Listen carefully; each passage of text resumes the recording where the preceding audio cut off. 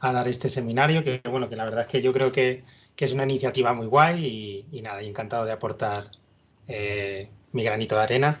Y bueno, contar un poco que al final son estos modelos los que más estoy utilizando ahora. Y bueno, y sobre todo creo que ahí tiene un potencial enorme para la ciencia ciudadana y bueno, nos vamos, yo creo que vamos al lío y a ver hasta dónde podemos llegar hoy. Voy a compartir la pantalla.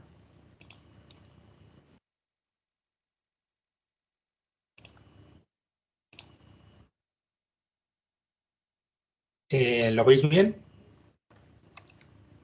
Sí, se Sí, ve. se ve. Vale, vale, pues lo dicho, ahora en esta horita que tenemos, que bueno, gracias a todos por los que se han conectado, porque bueno, es una hora, al menos aquí en Madrid, pues no es muy buena para escuchar un seminario de modelos de computación, pero bueno, a ver si, espero que despierte mucho interés y creo que tiene mucho potencial, sobre todo para el auge de la ciencia ciudadana que estamos viendo. Bueno, un poco lo que voy a contar o lo que he estructurado esta horita que vamos a estar trabajando juntos es, bueno, primero hablar un poco de la ciencia ciudadana, qué es y por qué es tan interesante, luego los modelos de ocupación, cómo podemos utilizarlos para abordar o para analizar esos datos que recogemos con la ciencia ciudadana, y luego vamos al lío que yo creo que es un poco lo que muchos venís buscando hoy, que es el caso práctico. Antes de empezar, bueno, he organizado unos pequeños datos para poder jugar hoy y lo he organizado todo en un PDF que he intentado que sea un PDF explicativo, es decir, que para cuando cojáis ese PDF dentro de unos meses o tal, pues no tengáis que recordar la charla, simplemente con el PDF, pues ahí es donde he explicado un poco toda la introducción a los modelos de ocupación y al caso de estudio. Eh, Ay, espérate, sí. Bueno, antes de empezar, quería hacer esta pregunta. No sé si la habéis utilizado alguna vez, pero vamos, que si no, también podéis simplemente poner en el chat o levantar o abrir el micro para ver un poco en qué grado de profundidad vamos a llegar hoy o tal. Quería ver un poco que dentro de los que estáis, si habéis escuchado hablar de los modelos de ocupación antes y bueno, así un poco en general. Eh, Eso me va a ayudar a ver en cuánto detalle vamos a tener que parar antes a hacer una introducción o si simplemente vamos ya directos a la amiga y al caso práctico cuanto antes. Entonces os podéis unir aquí con el QR o en slido.com con este número y allí os va a salir la pregunta, contestáis y así. Ah, mira, ya se va viendo aquí que hay.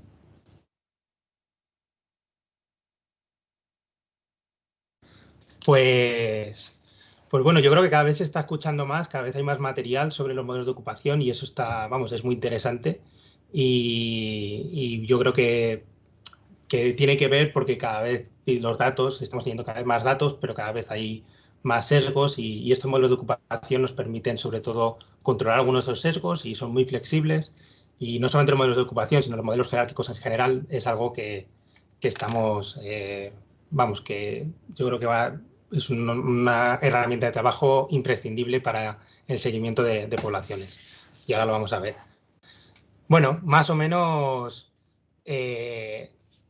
genial, vamos, que genial porque esta charla, por lo que veo, tiene mucho encaje. Es decir, más o menos o no se ha escuchado o lo he escuchado hablar de ellos, pero nunca he trabajado o simplemente resultan familiares. Así que nada, bueno, genial. Pues entonces, luego al final ya me diréis si os ha resultado interesante y asequible. Bueno, una pequeña introducción de la ciencia ciudadana.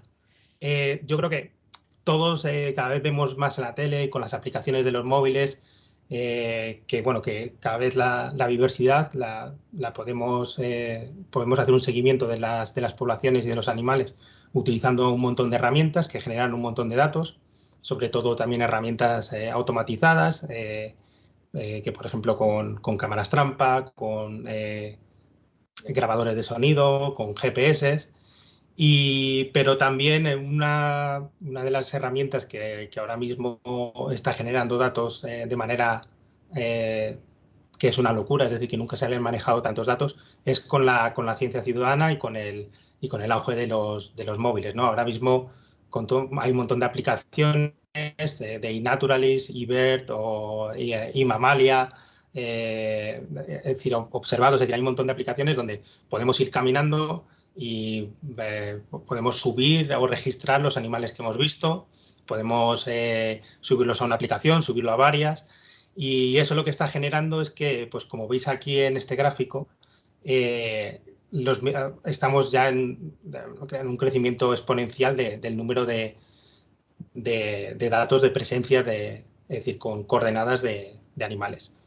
Y bueno, esto está genial, pero no se está sacando, por decirlo de alguna manera, todo el provecho a estos datos, principalmente porque toda esta cantidad de datos conlleva una serie de retos.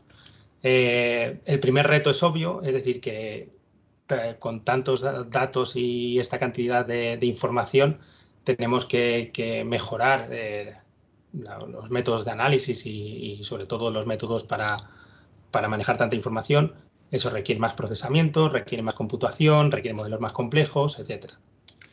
Y luego un reto que me interesa mucho hablaros hoy, sobre todo, es el riesgo de que, bueno, que todos estos datos que están recogidos con ciencia ciudadana normalmente suelen ser unos datos que están bastante sesgados. Y no están solamente sesgados en el tiempo, es decir, que ahora tenemos más datos que hace 3 años y hace 3 años tenemos mucho más datos que hace 10 años, y no quiero decir que hace 15 o 20 años, sino también están unos sesgos en el espacio, es decir, por supuesto hay zonas donde va más gente, luego hay más datos de ciencia ciudadana que otras zonas, y eso se ve a escala global. Por ejemplo, tenemos muchísimos datos de Europa y Norteamérica, y casi no tenemos datos de centro de África o zonas de Asia o en Sudamérica. Y luego a escala más pequeña también, no lo mismo los caminos por donde va la gente que por medio de la montaña o eso, que normalmente no hay muchos registros de gente caminando por allí.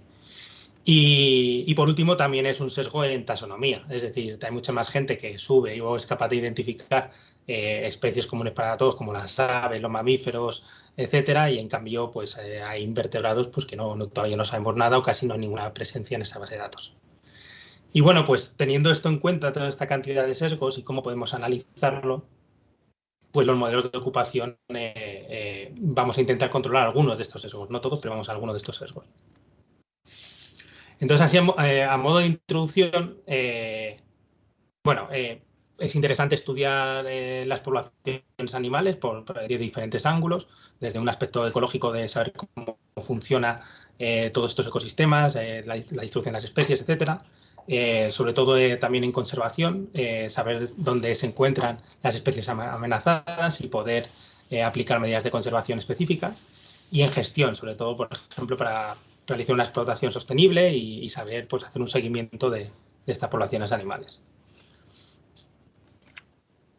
Y para hacer el seguimiento existen diferentes variables de estado. Tenemos la abundancia, que es una variable que nos da mucha información sobre la salud de las poblaciones, sobre cómo les va yendo, dónde están, etcétera. Tenemos la ocupación, que es más o menos la presencia o ausencia de las especies en determinados lugares, y la riqueza de especies. Todas estas variables de estado tienen sus pros y sus contras, pero nos ayudan a hacer un seguimiento de las poblaciones de animales.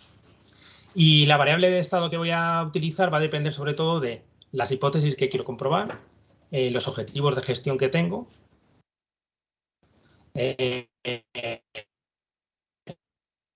la biología de la especie en cuestión y los recursos disponibles. Cuenta porque, bueno, la elección o la modelo no va a servir para hacer todo o para gestionar o para responder todas las hipótesis. Entonces, la ocupación, podemos responder preguntas, por ejemplo, de dónde se encuentra la especie, cuál es el conjunto de lugares que están adecuados para la especie, qué determina dónde puede vivir la especie, etcétera. Es decir, que podemos responder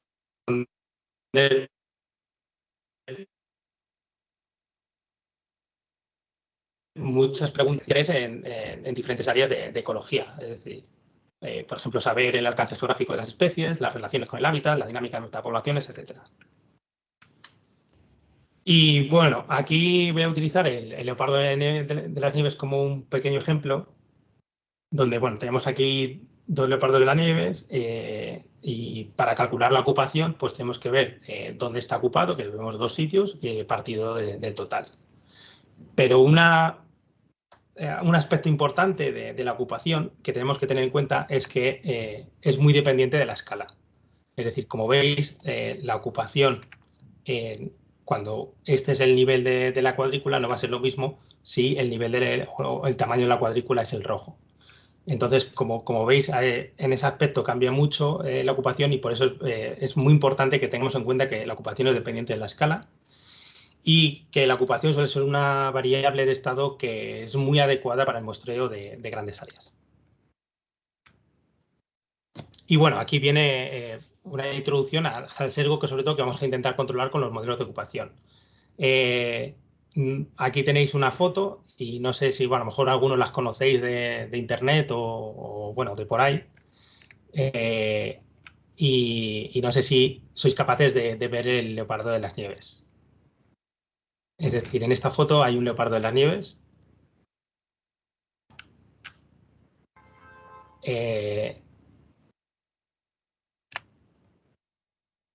Podéis responder aquí otra vez. Vamos, es el leopardo de las nieves, pues bueno, es un animal que con su pelaje tiene un camuflaje excepcional y bueno, hay un montón de fotografías que invitan a este juego de a ver si eres capaz de localizar el leopardo de nieves.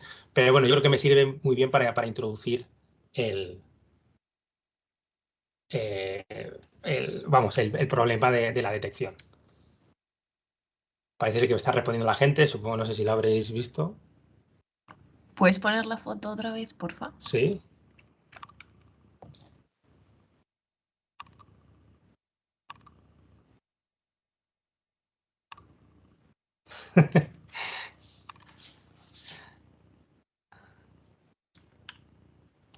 Bueno, yo no he respondido, pero no lo veo. Vale, vale. Bueno, pues más o menos 50-50. Bueno, ya va ganando el no más bueno. Pues en efecto, vamos, que hay mucha gente, lo hemos visto.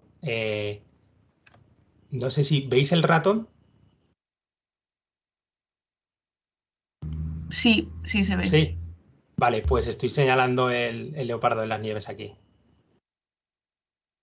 Bueno, como veis vamos, estos animales son espectaculares y vamos, se esconden y se camuflan. Genial. Pero bueno, como he dicho, este problema para ver el leopardo de las nieves me viene súper bien para introducir el sesgo de muestreo que queremos corregir con los modelos de ocupación, que es la detección imperfecta.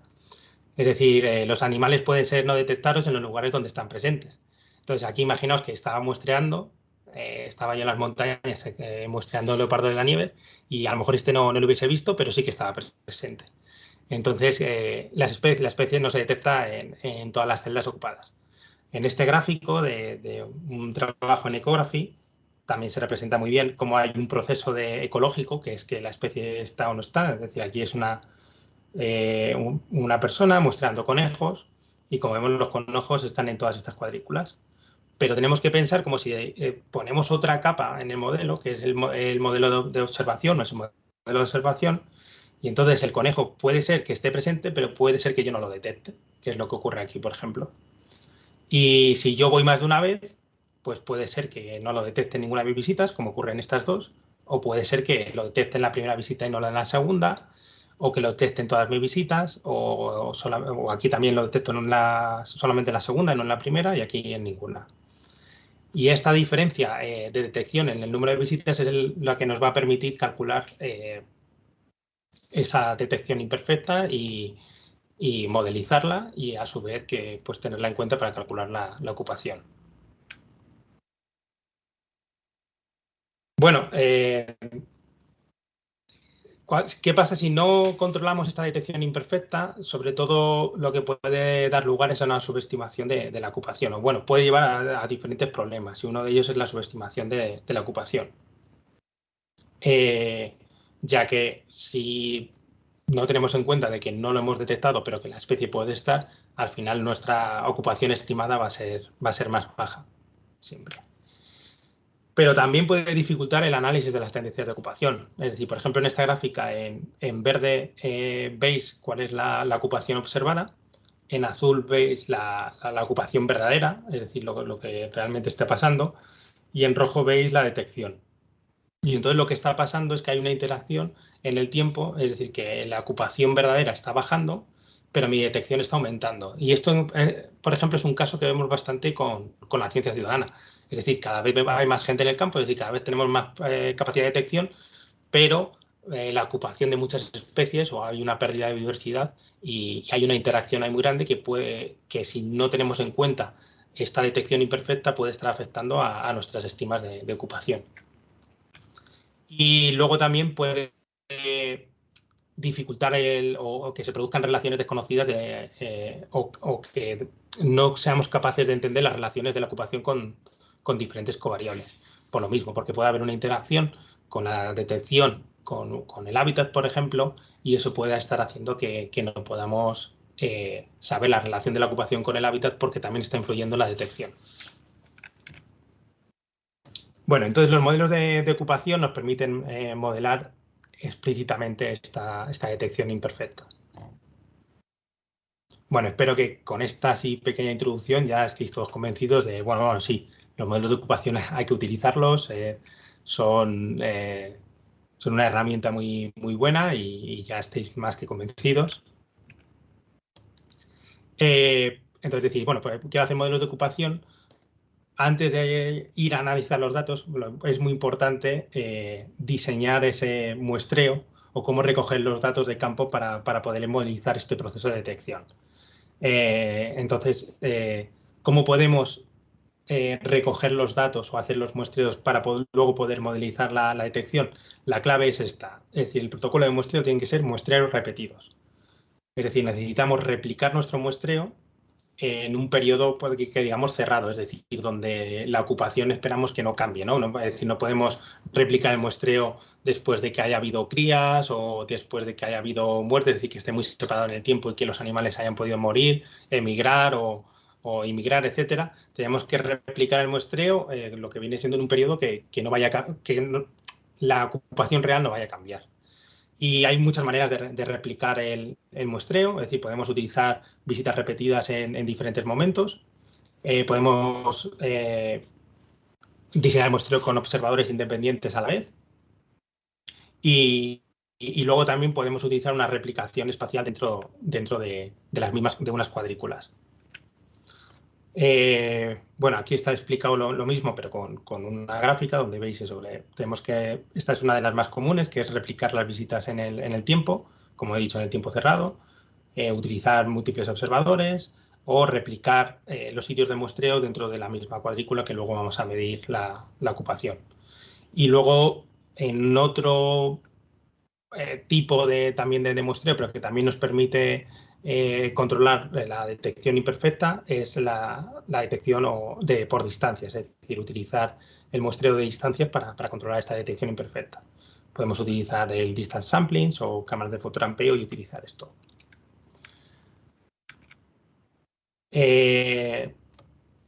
Bueno, entonces, con estas encuestas, con estos muestreos repetidos en cada unidad de muestreo, lo que vamos a obtener es en cada celdilla, en cada sitio que vamos a calcular la ocupación, vamos a tener un historial de muestreo.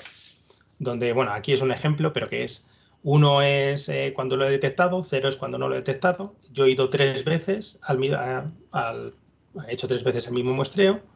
Y bueno, como veis aquí, pues por ejemplo, esta cuadrícula, las 3 veces no la he detectado. Pero, por ejemplo, en esta cuadrícula, las 3 veces la he detectado.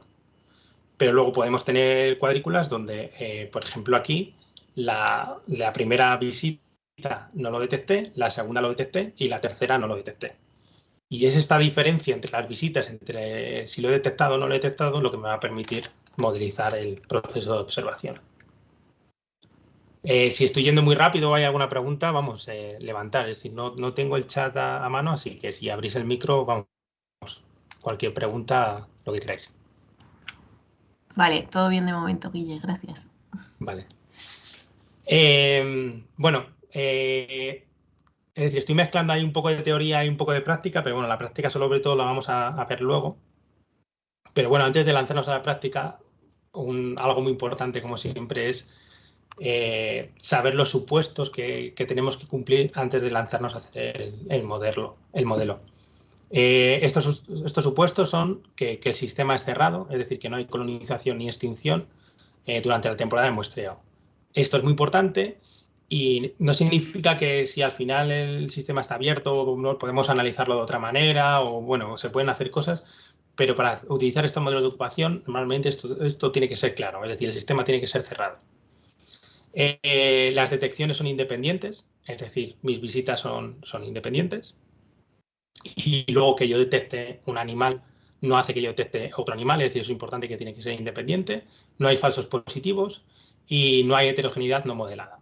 Es decir, que si hay heterogeneidad en mi detección, por ejemplo, o en mi esfuerzo de muestreo, si yo lo modelo, eso está bien. El problema es cuando esa heterogeneidad no la puedo controlar o no tengo ninguna covariable que pueda controlar esa heterogeneidad en la detección. Bueno, más o menos claro, a esto yo creo que siempre hay que volver, uno cuando se va a poner a analizar, siempre volver a ver los supuestos y sobre todo antes de... viene muy bien, no es el caso de la ciencia ciudadana, porque en la ciencia ciudadana ya los datos ya están recogidos, pero sí que viene muy bien si vais a diseñar un muestreo, si tenéis pensado utilizar los modelos de ocupación para responder determinadas preguntas que deis un paso atrás y diseñéis el muestreo o que os paréis a pensar este diseño de muestreo y con estos supuestos. Guille, Dime, ver. ¿con heterogeneidad te refieres a muestrear de forma diferente cada vez? ¿O qué es la heterogeneidad que hay que Sí, incluir? sí, es decir, por ejemplo, luego lo vamos a ver con el caso de la ciencia ciudadana. Es, por ejemplo, puede haber que en cada visita, por ejemplo, haya diferente esfuerzo de muestreo. Por ejemplo, haya recorrido una distancia diferente. Vale, vale. Entonces, pero bueno, puede ser muchos grados de heterogeneidad. Lo importante es que tú luego seas capaz de controlar esa heterogeneidad con una covariable. Y lo ideal es que no haya heterogeneidad, pero normalmente eso es muy, muy complicado. Ok, gracias, vale. Bueno, no me voy a parar mucho aquí en la descripción de la probabilidad. Ahora, bueno, se pueden haya la probabilidad de muchas maneras, pero bueno, nosotros vamos a utilizar el maximum likelihood y bueno, vamos a sacar dos parámetros, que es la ocupación y la detectabilidad. Y lo que vamos a hacer es que la probabilidad es el producto de las declaraciones probabilísticas de todos los sitios, es decir, vamos a hacer una ecuación de probabilidad para cada sitio y lo dicho, la probabilidad al final es el producto de las declaraciones de todos los sitios. Y bueno, al final estas ecuaciones las sacamos, pues si está en nuestro historial de detección, pues al final vamos a tener que la ocupación va a depender de, pues una vez ha sido detectada, otra vez no ha sido detectada y otra vez no ha sido detectada. Pero bueno, no me voy a parar mucho en el desarrollo matemático detrás del modelo de ocupación, pero bueno, es muy interesante sobre todo porque son muy flexibles. Y una cosa muy interesante también de los modelos de ocupación es que son robustos cuando no hay observaciones. Es decir, en ecología y en el trabajo de campo, todos los que hemos salido al campo, pues sabemos que alguna vez no siempre es posible recopilar los datos de todos los lugares y durante todos los periodos del muestreo, ¿no? Si digamos un día y, por ejemplo, está cayendo un chaparrón, hay un río que no nos deja pasar, el coche se queda embarrado, tiene un montón de cosas en el campo que hay veces que no nos permite hacer el muestreo. Y lo bueno que es el análisis de ocupación es robusto ante esa falta de datos. Por supuesto, hasta cierto punto, ¿no? Es decir, es importante que tengamos datos y sobre todo cuanto más datos tengamos, más parámetros vamos a poder utilizar, pero los modelos de ocupación son bastante robustos ante la falta de datos. Y bueno, esto no solamente para los modelos de ocupación, sino para todos los modelos, es fundamental distinguir entre lo que es el cero, es decir, que se ha ido a muestrear, pero no se ha encontrado nada, y el blanco, es decir, cuando no hizo muestrear. Y esto es fundamental es lo dicho, para todos los modelos. Luego vamos a ver qué covariables vamos a utilizar, pero bueno, se pueden introducir diferentes covariables y hay dos tipos de covariables. Están las covariables específicas para el lugar de muestreo, que bueno, como veis aquí puede ser, normalmente son cosas más fijas como la cobertura de hábitat, la altitud, las coordenadas, que son covariables que son específicas para el lugar, pero luego también vamos a tener covariables específicas del muestreo. Entonces, por ejemplo, qué tiempo hacía cuando iba a muestrear, qué distancia he recorrido, con cuántas personas iba, o, bueno, o diferentes variables que son específicas del muestreo.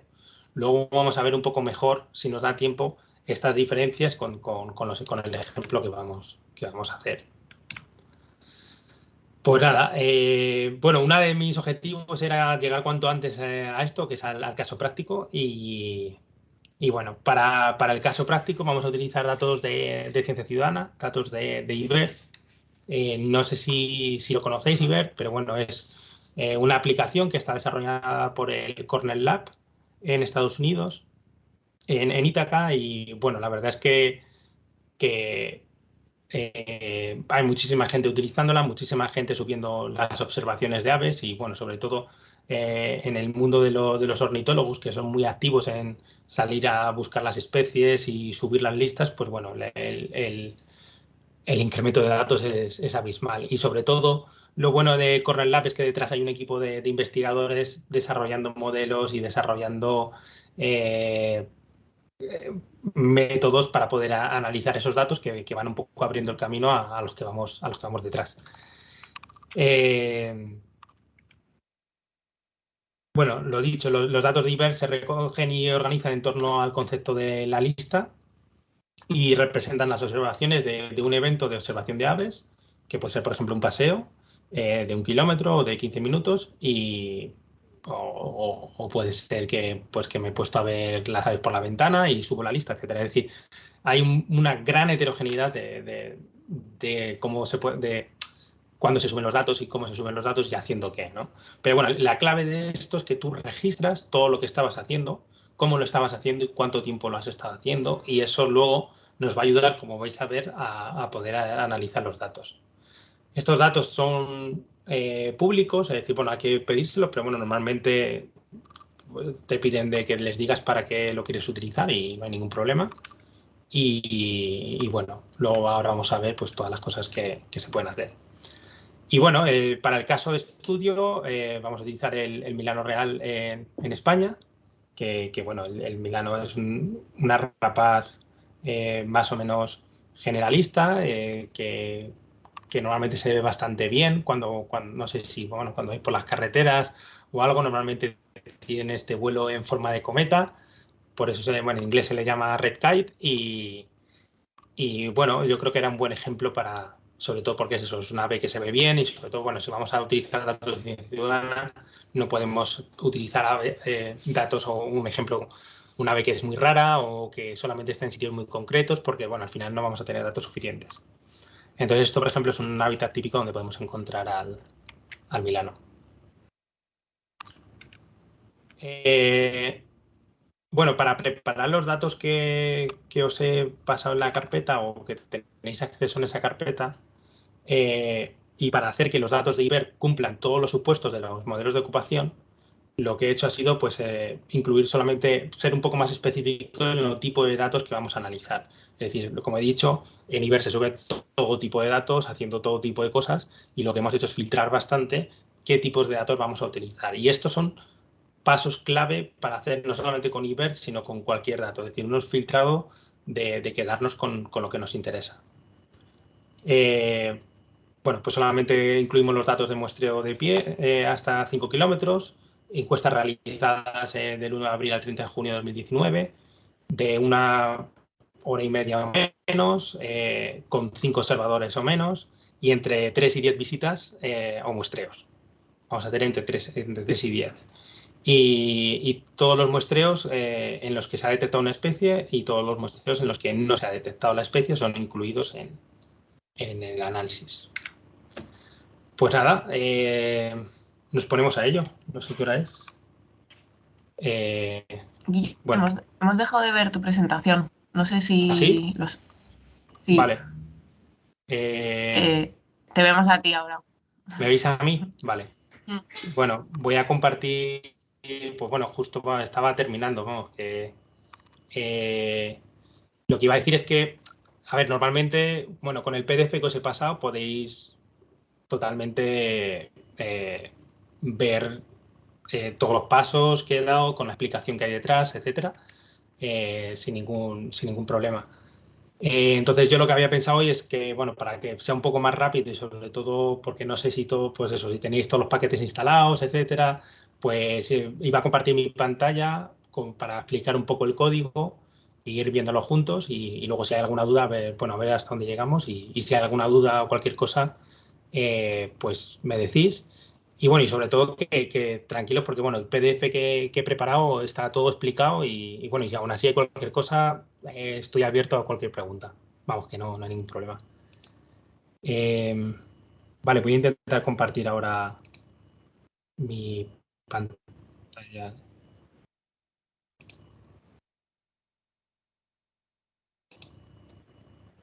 Preguntan si podéis pasar el PDF otra vez. Sí, lo mando otra vez, un momento. Vale. Bueno, en el PDF está todo este script, pero con explicación. Entonces, como he dicho, que sobre todo lo he intentado preparar porque digo, bueno, hoy va a ser todo muy rápido y para no ir agobiados y que nadie, es decir, que ahora pues lo podéis intentar seguir si queréis o sentaros y disfrutar o lo que queráis. Pero bueno, sobre todo es eh, más o menos que veáis el código, que veáis qué problemas puede haber, cómo se estructuran los datos y verlo un poco juntos y bueno, cualquier pregunta, lo dicho, me decís. Bueno, estos son los paquetes que vamos a utilizar durante todo el código y, y bueno, en este caso,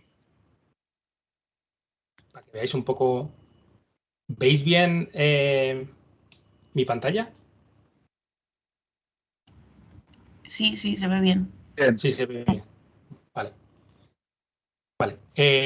Bueno, estos son los datos que pasa IBERT y que, bueno, ya os lo he dado filtrados, pero bueno, que en realidad esta es más o menos cómo se colocan los datos y entonces tenéis un lugar, un observador y sobre todo pues si se ha visto o no se ha visto, si la especie se ha observado o no se ha observado y luego tenéis también un ID por la lista, se ha hecho una lista, el número de observaciones que hay en esa lista y bueno, si nosotros hemos utilizado que esté cerrado para ese periodo de abril a junio de 2019, entonces nuestra identificación de cerrado es en 2019. Todo esto, bueno, son cosas que dependiendo de la especie, el lugar, dónde estáis, pues bueno, tenéis que, sobre todo en el filtrado de antes, tomar decisiones. Bueno, volvemos al código. Entonces, aquí he intentado ver cuántos sitios a la gente ha ido a muestrear, que son 2000 sitios que tenemos en España, que bueno, estos datos de IBER están descargados para España. Y bueno, lo mismo. Yo siempre recomiendo, antes de meteros a analizar los datos, haceros más o menos familiar con la estructura de los datos, con un poco la información que tiene cada columna, etcétera. Aquí lo dicho, en el PDF está bien explicado, tenéis el código, tenéis el output, es decir, que no os hay que preocupar, pero bueno, aquí es lo mismo. El número de observaciones, es decir, el número de visitas al sitio, como veis, va de 3 a 10 y bueno, tiene si la especie ha sido observada, si no, si sí, la latitud y la longitud de cada sitio y bueno, todo esto nos da un poco idea pues eso, de los datos. Aquí también vemos pues, cuántos números de Milano podemos ver, es decir, que vamos a ver que todos los datos tengan sentido. Y eso va a depender de la especie bueno, y del sitio de trabajo. Entonces, para ver los datos, lo primero que, bueno, aquí hago un pequeño mapa.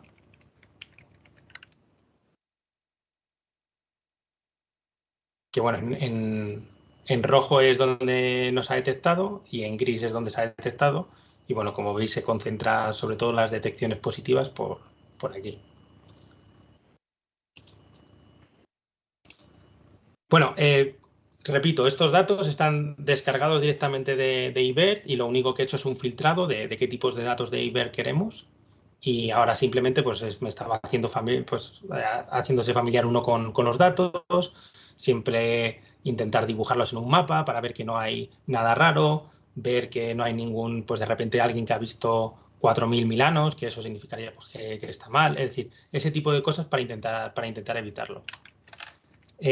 Con las variables, lo mismo, he descargado variables de WorldClim. Ahora no lo he evitado poner aquí para simplificar un poco el código, pero bueno, he descargado las variables de WorldClim, luego he descargado diferentes variables del Copernicus, que son sobre todo que nos van a dar variables de estructura del hábitat. Y entonces en este caso he descargado variable de estructura de hábitat herbáceo y variable de estructura de hábitat forestal para ver cómo le pueden afectar al milano, sabiendo que el milano pues, le gusta pues, eso, moverse en medios abiertos y en medios más o menos agrícolas.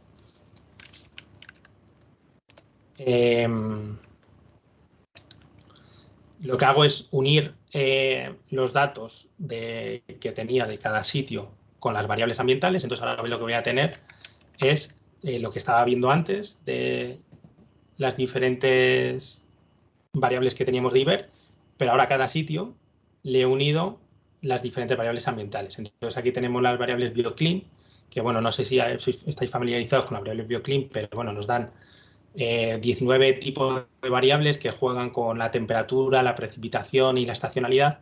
Y bueno, cada una de las 19 pues, nos va a permitir, pues dependiendo de cuál sean nuestras hipótesis, de cuál sea la biología de la especie, pues utilizar una u otra. Y luego aquí al final tienen que estar la cobertura herbácea y la cobertura forestal.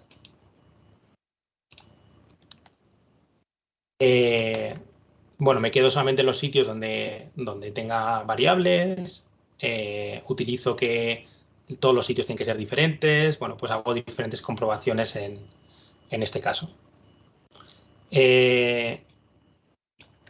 Para elegir qué variables pueden afectar al milano, pues yo tengo diferentes hipótesis, pero bueno, aparte de las hipótesis me puedo apoyar en diferentes técnicas que me pueden ayudar a ver que las variables que elijo no estén correlacionadas, ¿no? Entonces, por ejemplo, aquí veis cómo se correlacionan las variables y aquí lo que tendría sentido es coger variables pues, que no estén más correlacionadas de un 0,4, un 0,5, incluso un 0,7 e intentar coger de los diferentes grupos. Lo dicho, está explicado bien en el PDF y hay que, sobre todo, que hay diferentes técnicas para ver si las variables están correlacionadas, si no están correlacionadas y que van a permitir visualizar esa correlación. Entonces, por ejemplo, aquí es una matriz donde tengo la variable, pues por ejemplo, bio1 y tengo la regresión, bueno, la correlación en este caso, el histograma de la variable y la correlación de Pearson. Entonces me puede dar una idea, primero si es una correlación negativa entre las variables, si es positiva, sobre todo el histograma de cómo se compone, etc. Y bueno, luego aquí hago un test de BIF para ver si la varianza está explicada de una variable a otra y lo mismo, he elegido al final, después de todos estos tests, elijo estas variables, que bueno, es la temperatura anual, la cobertura forestal, la temperatura del rango diario, la cobertura herbácea y la precipitación anual. Y entonces, bueno, con estas variables tenemos diferentes hipótesis de cómo pueden afectar a la ocupación del milano y hemos visto que no están muy correlacionadas entre ellas, entonces las podemos intentar meter en un modelo y nada, pues a ello. Bueno, hacemos que todas las variables pues, las escalamos, que es algo importante, sobre todo cuando las variables están medidas en diferentes magnitudes, que al escalar nos va a permitir poder interpretar esos resultados y bueno, ya hacemos que las variables sean una distribución normal, etcétera. Bueno, pues eso estoy pasando un poco rápido sobre esto porque, bueno, en realidad en casi todos los modelos hay que hacer esto. Entonces, en los modelos de ocupación ahora vamos a ir un poco más a ellos. Para hacer el modelo de ocupación vamos a utilizar el paquete ANMARK, que es un paquete que es una pasada, es decir, que es muy flexible y sobre todo su lenguaje o la sintaxis de este paquete es muy parecida a la que vamos a utilizar en otros paquetes de, por ejemplo, de modelos lineales o los GLMs o el LM4. Entonces, al ser las sintaxis tan parecidas, como que es mucho más fácil de entender. Entonces, para meter los datos en ANMARK, simplemente le tenemos que decir nuestra tabla de datos, qué variable nos dice cuál es el sitio, es decir, la identificación del sitio, cuál es nuestra variable de respuesta, cuáles variables son del sitio, de lo que habíamos hablado antes, ¿no? Entonces, las variables del sitio son el número de observaciones totales, es decir, tenemos de 3 a 10, la latitud, la longitud, la temperatura anual, la cobertura forestal, etcétera. Y luego, qué variables son de observación, es decir, qué variables son del muestreo. Entonces, en este caso, tenemos, por ejemplo, a qué hora ha empezado el muestreo. Pues no es lo mismo si estamos muestreando un paseriforme pequeño que sobre todo es activo a las horas iniciales del día, no es lo mismo empezar a las 6 de la mañana o empezar a las 12 de la mañana cuando ya su actividad ha bajado. Todo eso puede afectar al modelo de ocupación. En este caso, al Milano Real, pues bueno, no es lo mismo empezar muy pronto por la mañana cuando los bichos todavía no se han activado que a determinadas horas del día. Entonces es importante controlar esto. La duración en minutos del muestreo, la distancia del esfuerzo en kilómetros, el número de observadores, no es lo mismo tener un observador que 5 observadores, y el tipo de protocolo. Es decir, el protocolo es si yo estaba caminando, si yo en realidad estaba haciendo un muestreo, si yo estaba, es decir, lo que estaban haciendo.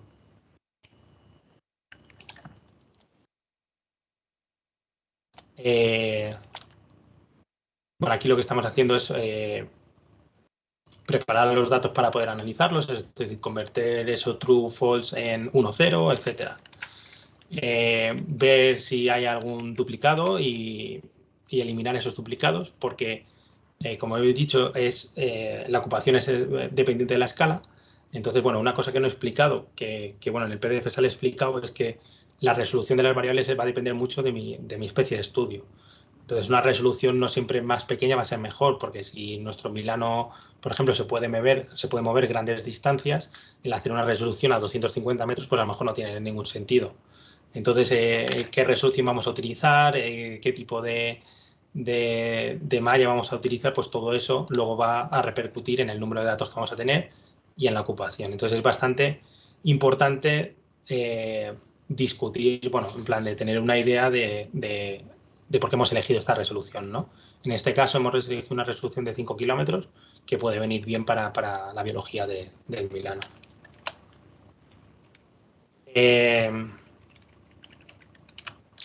Bueno, aquí para salvar los resultados, etcétera. Y bueno, para ir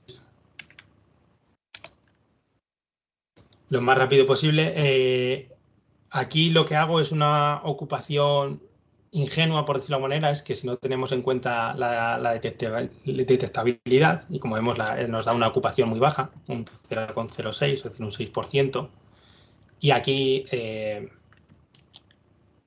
cuando tenemos en cuenta, es decir, un modelo nulo, es decir, donde no modelizamos la detección, pero no metemos ninguna covariable ni en ocupación ni en detección. Es decir, aquí nos va a decir lo que es para la ocupación y lo que es para la detección. Y eso nos va a permitir luego introducir covariables en esto. Es el modelo nulo sin nada. Es decir, la probabilidad de detección. Bueno, la transformo para poder interpretarla. Y bueno, la probabilidad de detección es casi un 50%, es decir, hay un 50% de probabilidades de que lo detecte o no lo detecte. Luego es bastante importante y por lo tanto afecta mucho a la ocupación. Lo mismo hacemos con la ocupación y la ocupación cuando lo controlamos con la detección tenemos como un 50% de los lugares están ocupados.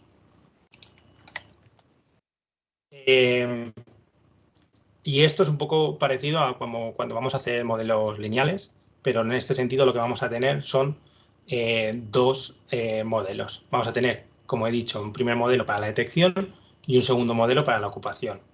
Y entonces lo que podemos hacer es un modelo nulo, un modelo donde introducimos, por ejemplo, bio1 para la ocupación, pero nada más. Y entonces esto nos va a decir, pues en el summary es bastante, o el resumen de los datos es bastante parecido a un modelo. Guille, no sé Dime, si, sí, no dime, sé si Bel. soy yo, pero... Hola, hola. Hola, Vero. No sé si Hola. soy Sí. yo, pero... Hola, que no sé si era yo solo, pero o sea, se me ha cortado como la llamada un poco. No sé si Yo ha sido a no también, todos. ¿eh? A mí no, Vero. Por Y si hay ¿Sí? gente puedes repetir que la dice como que no. última parte. Hola, ¿se ha ido bien? Vale, Sí, pues Yo te oigo, perdón, pero, entonces era yo. pero Lo siento. vale, vale. Bueno, pero repito aquí. Nada, simplemente que la sintaxis y el resumen de los datos, es decir, cómo vemos los datos y el output que nos da R es bastante parecido a los modelos normales. Y simplemente estoy haciendo un modelo nulo donde no meto ninguna covariable para el modelo de ocupación y para el modelo de detección. Luego hago un modelo donde introduzco bio 1 en la ocupación y vemos que, bueno, que da como un resultado significativo con una negativo, tiene una relación negativa y es significativamente. Luego un modelo con la cobertura herbácea para la ocupación, lo mismo. En este caso es una relación positiva y también sale significativo. Y luego aquí hago un modelo completo que llamo yo de ocupación, donde meto todas las variables que había pensado meter que podían afectar al Milano en la parte de ocupación. Y luego aquí un modelo completo donde también meto todas las variables en la detección. Entonces, como veis, aquí tengo este símbolo y todo esto me indica el modelo de ocupación de detección. Y aquí tengo este otro símbolo y todo esto me indica el modelo de ocupación. Entonces, como veis, podéis jugar con modelos bastante complejos, menos complejos y la sintaxis es muy parecida a los modelos lineales. Bueno, este modelo completo, sobre todo cómo se aproximarse a esto cuando tenemos muchas variables, diferentes modelos, diferentes complejidad, pues bueno, es sobre todo, por ejemplo, podemos utilizar la técnica de la IC y hacer una selección de modelos eh, con el IC que me va a intentar buscar un beneficio-coste entre un modelo muy complejo y cuánta varianza explica, y eso nos va a ayudar a ver diferentes paquetes. Aquí utilizo yo unos paquetes de modelos donde comparo qué modelo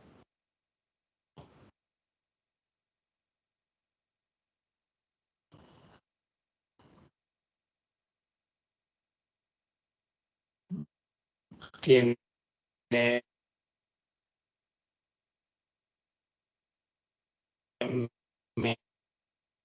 menor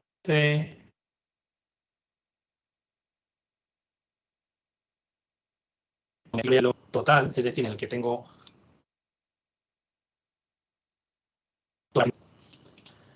eh, eh,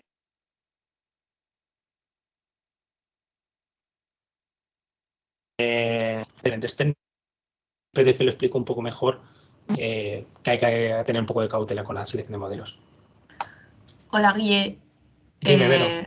Que ahora no he sido solo yo, están poniendo en el chat la gente que lo último se ha escuchado entrecortado. No me digas, vale. Sí, no ¿Me sé si lo escucháis bien puedes. ahora? Sí, yo ahora mismo sí, pero es verdad que ha habido un momento atrás que claro, yo ya no sabía si era yo, pero Vale. que se ha dejado de oír un momento. Entonces, si puedes repetir la última parte, por favor. Vale, sí, a ver, la última parte es sobre todo la selección de modelos. En el PDF lo explico un poco mejor, pero lo que vengo a decir que es importante utilizar una selección de modelos con hipótesis previas, es decir, que yo es decir, no vaya a pescar qué variable puedo meter en el modelo, etc. Cuando tengo hipótesis a la hora de introducir las variables, pues bueno, puedo hacer una selección de modelos y ver qué modelo explica más con menor número de parámetros. Simplemente es lo que estoy haciendo aquí. Y bueno, al final, como hemos visto, el modelo que más explica es el modelo completo, es el que menor A y C tiene, y en este caso no tenemos que hacer ningún media de modelos porque es un modelo que explica por muy lejos el que mejor sale. Y bueno, aquí es diferente código para hacer lo que viene siendo gráficas respuesta de las diferentes variables. Y bueno, he montado un código para que salga.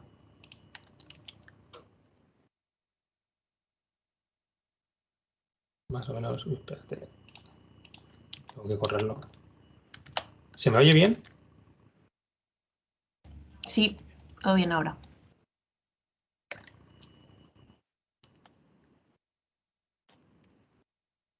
Vale, ¿se ve en la gráfica? Sí, ¿no? Sí, se ve. Vale, pues en este caso tenemos los diferentes valores de las covariables y esta es la detección, la probabilidad de detección. Y bueno, pues podemos ver que, bueno, nada raro de lo que podíamos esperar, es decir, que cuanto más tiempo estamos en el muestreo, más probabilidad de detección hay, cuanto mayor es el esfuerzo, más detección hay, cuanto mayor el número de observadores, más detección hay, y bueno, cuanto más tarde empezamos el muestreo, menos detección. Hacemos lo mismo para la ocupación, para ver dentro de ese mejor modelo. Y bueno, pues también salen cosas interesantes. Sale que, por ejemplo, Bio1 tiene una relación negativa con la ocupación, es decir, que a mayor temperatura, menor ocupación. En cambio, Bio2 tiene una relación positiva. La cobertura herbácea tiene una relación muy positiva y la cobertura forestal, pues bueno, sale ahí más o menos, pero sale que tiene una relación negativa. Y Bio12 para la precipitación parece que no le afecta. Y bueno, cuando ya tenemos el modelo, pues ya es, bueno, evaluarlo. Tampoco me voy a parar mucho aquí, pero bueno, también vais a tener un script para hacer lo que se llama el goodness of fit, que nos va a ayudar a evaluar, es decir, para ver qué tal se ajusta nuestro modelo a esos datos, porque podemos hacer una selección de modelos, que salga un mejor modelo, pero que en realidad ese modelo no se ajuste nada bien a los datos. Y bueno, para eso tenemos el goodness of fit, que bueno, que nos sale bien, es decir, nos salen que nuestros datos se ajustan bien al modelo, así que podemos seguir adelante. Y bueno, luego lo interesante o lo que muchas veces queremos o lo que muchas veces pues nos da pie sobre todo es visualizar o intentar predecir este modelo en el espacio, es decir, hacer un mapa de ocupación en España de la probabilidad de ocupación del Milano en España. Entonces, bueno, para eso tenemos que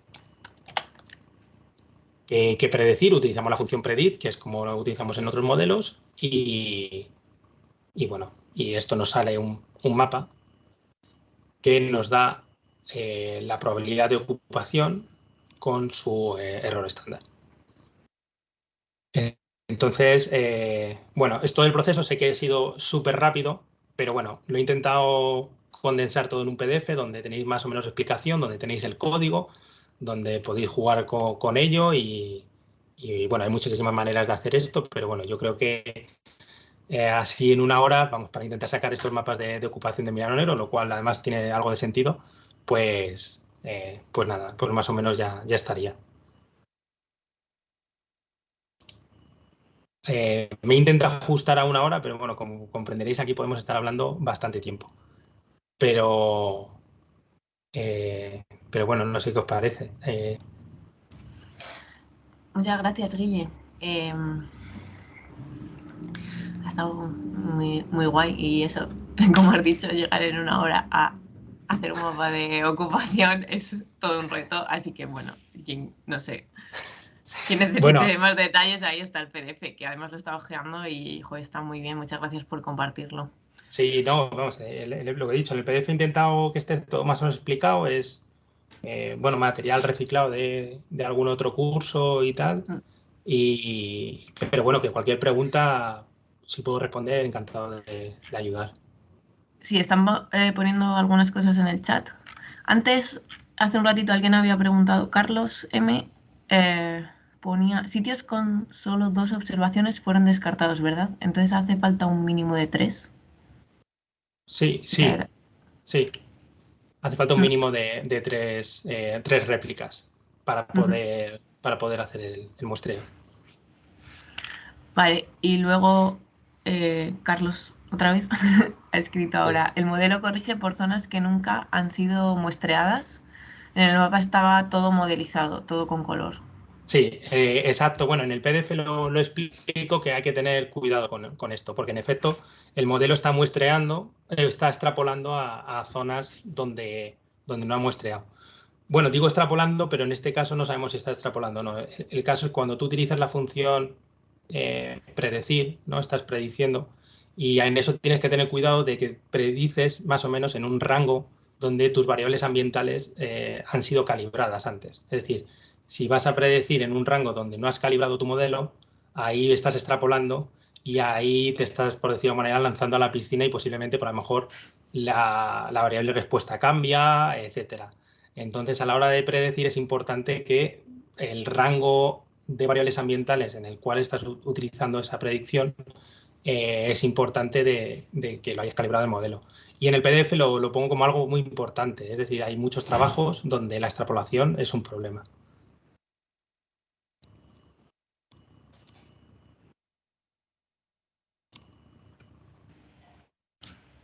No sé si alguien tiene alguna preguntilla más. Hay alguien escribiendo en el chat, pero también podéis abrir el micro. Gracias. Yo sí que tengo una preguntita. Sí. Muchas gracias, Guilla. Ha estado genial. Y mi pregunta va dirigido, al principio has comentado algunos supuestos, ¿no? Para Sí. los muestreos y tal, pero habrá muchos datos o existen muchas bases de datos que esos supuestos no se cumplen. Entonces, en esos casos, ¿qué hacemos? ¿No utilizar directamente esos datos o cuál es la alternativa que planteas? Bueno, es muy buena pregunta. Yo soy... A ver, hay muchas alternativas en el aspecto de qué se puede hacer. Es decir, en el principio, sobre todo es filtrar y quedarte con los datos que tienes y me dices, si no, como estás diciendo, si resulta que no tengo datos que me sirven para hacer eso, tienes otros modelos un poco más complejos que te permiten ser un poco más flexibles en esas asunciones.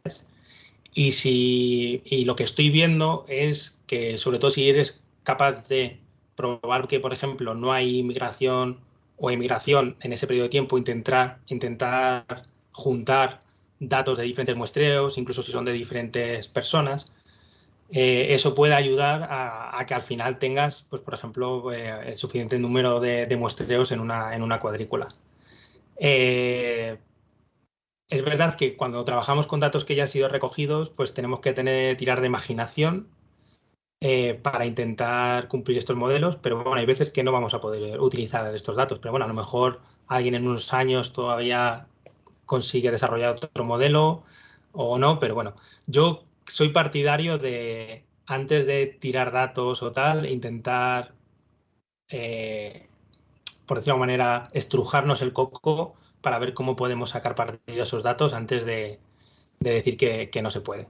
Y sobre todo va a depender de la pregunta. Ahí es la clave. Es decir, depende de cuál es tu pregunta, ese modelo te va a poder responder o ese modelo no te va a poder responder. Entonces, pues hay datos y modelos que te van a ayudar a responder unas determinadas preguntas y datos y modelos que no te pueden ayudar a responder esas preguntas. Entonces, es un poco las tres cabezas, en plan, cuál es tu pregunta, cuáles son los datos y cuál es el modelo. Ahí va a depender. Gracias.